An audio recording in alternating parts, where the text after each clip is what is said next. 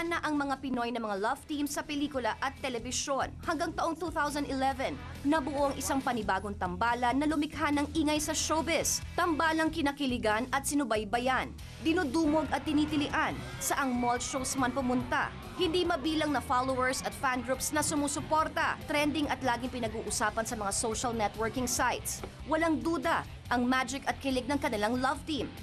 They are today's young royalties of show business, Catherine Bernardo at Daniel Padilla, o mas kilala nating bilang Kathniel.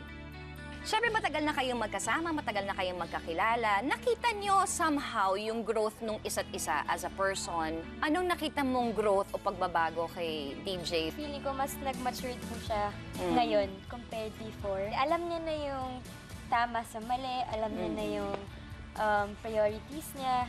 Si Kat siguro kasi before, kikay-kikay siya ganyan. Kikay-kikay siya? Mas lalo na ngayon. Hindi, loko na. Hindi, mas ano na siya, kumbaga conscious na siya ngayon sa itsura. Mas inaalagaan niya na yung sarili niya. So, paano kung nagkaka-eksena kayo? O let's say, kahit production number. Tapos, medyo may tampuhan kayo. Kailangan nyo maging sweet sa eksena. Nangyari na ba yun ever? Dapat, iniiwasan mo yun. O kung meron man, kailangan pag-usapan. So, nangyari na yun na before the take, yung pala, halika, mag-usap muna tayo. Kailangan ano na to para magawa natin ng tama yung eksena. Sino nag-initiate na maayos? Ikaw? Siyempre, ako naman. Ikaw? Tapos pumpayag ka na right away? Kasi ang hirap nun, tita eh. Sa iba mo sa scene, Oo. mag-aaway kayo tapos ang studio. Kung pipilitin, nakikita nila sa mata. Correct. Curious lang ako, pag wala kayong trabaho, nabibihira lang, anong ginagawa niyo? What's a typical day for you guys pag wala kayong work? Si Kat, Sagutin mo yung kanya. pag wala siyang gagawin, wala siyang gagawin. Punta siya Rockwell, magpapaayos siya ng kuko niya. Tapos pumunta siyang Fort, magpapalinis siya ng mukha niya. Papalinis niya yung mukha niya. Hindi ka kasama doon pag nagpapa-manicure, pedicure sa facial, ganyan? Hindi ako nag-PlayStation. Teka muna, Pumunta akong BS. si DJ. Sa bahay, ako tita. Sige, Siguro pag sana, pagka-pack up namin, gising siya mga afternoon na yan. Okay. Ang dami ko nang nagawa sa kagising niya pa lang nun. Na-text ko siya, oy, saan ka? Nagpalinis na siya ng lahat ng buong katawan niya. Ako, kakagising ko pala. Okay, so pagkagising niya, Yan, buksan na TV niya, kakain siya, tapos siguro magpa-PlayStation siya or papapuntahin niya yung barkada niya sa bahay niya. Magba-basketball sila. Ganun. Talaga? Hindi siya umaalis ng bahay pag wala. doon lang Hindi siya. kasi ako mahilig umalis talaga eh. Ako na umaalis eh. Bukod sa kanilang sinubaybayan na on-screen team-up, tila nakaabang din ang kanilang tagahanga sa totoong namamagitan sa kanila sa likod ng kamera. Sino si Bob at sino si Pot? Narinig ko kanina tawag mo sa kanya Pot. Potty or pot-pot. Bakit Pot-Pot? Ang cute kasi sabihin eh. Tapos, payatot. So, parang pot, payatot. Ganun. Wala, parang mas mahilig kasi siya, tita, pag sinabi mo, ang sarap sabihin na ulit-ulitin mo, pot, pot, pot, pot, pot, pot. So, parang yan, nakasanayan na siya. Okay, ikaw, bakit Baba? Baba, tama ba? Kasi lagi niya sinasabi, taba niya daw.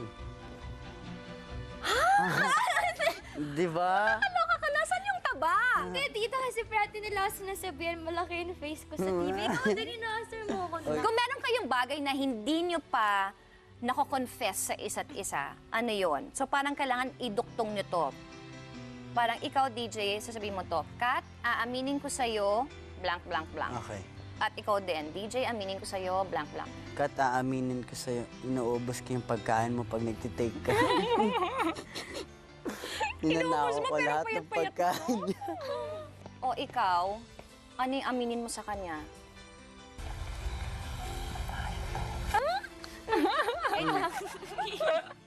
DJ, aaminin ko sa'yo na Na, nako-conscious ako minsan kapag tumitingin siya. hindi minsan madalas. Wait! Hindi, tita, minsan. Bakit? Bakit ka Ewan ko, Sa bagay, kasi yung mata naman ito, kung makatitig, parang... At saka minsan kasi pag tumitingin siya, hindi mo alam kung ano yung nasa isip niya. Minsan, meron palang hindi magandang nasa isip niya pag Huy! nakatingin siya, sir. Baka yung sa suot ko, may comment pala siya dyan, or sa Hindi, kinikilos conscious ko. kasi talaga siya sa sarili niya eh. Kasi mahilig mo kung pa-consciousin eh. On-cam man o off-cam, napatunayan na ang naiibang chemistry ng kanilang tambalan. Ngayon, matapos ang tagumpay ng Princess and I, ang dalawa sa hottest stars ng bansa, magsasama sa kanilang first big screen debut, ang Must Be Love, ang unique story of changes, acceptance, transformation, and young love. Ano ginagawa ninyo yung movie? Pupunta kayo ng Cebu. Balita namin para kayo nagmo-mall show. As in, dinudumog kayo ng mga tao. Masaya kasi ang dami naman sa ang dami yung sinusuporta. Yung mga tao, as in, simula umaga, hanggang mapakap kami, kahit umulan, andun sila talaga. So, super nakaka-touch talaga.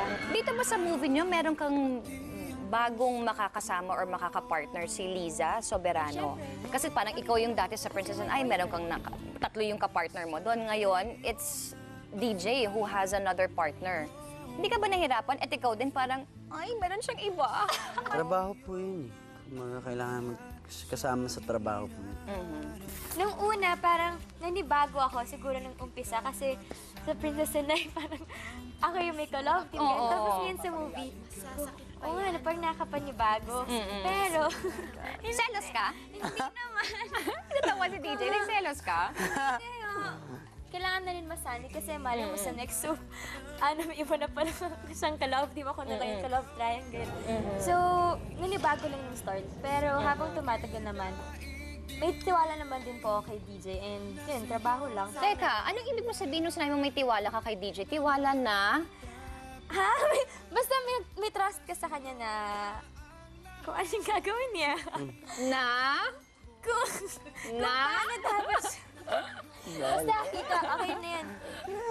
Next question na tayo, number 20. Na? Naku, ikaw talaga. Sige na nga. Oh, Meron ka Malit sa din Chris gift TV. for you guys. This is for you. Tapos buksan ninyo at this is for you. Pakita natin sa kanila. Ako natutuwa, di ba? Couple shirt. Ako bumili nito kanina eh. Ikaw talaga? Dapat ako magbigay sa kanya. Ako- Pero sige, ikaw na Pero lang. ako pumili na to eh. Kanina ko pa nakita yan dyan eh. Sige. Inimbitahan po namin kayo na sana supportahan niyo po ang movie namin ni DJ Must Be Love. Yan, sa March 30 na po yan. Thank you so much. Sa Thank you, bahay. Sa bahay.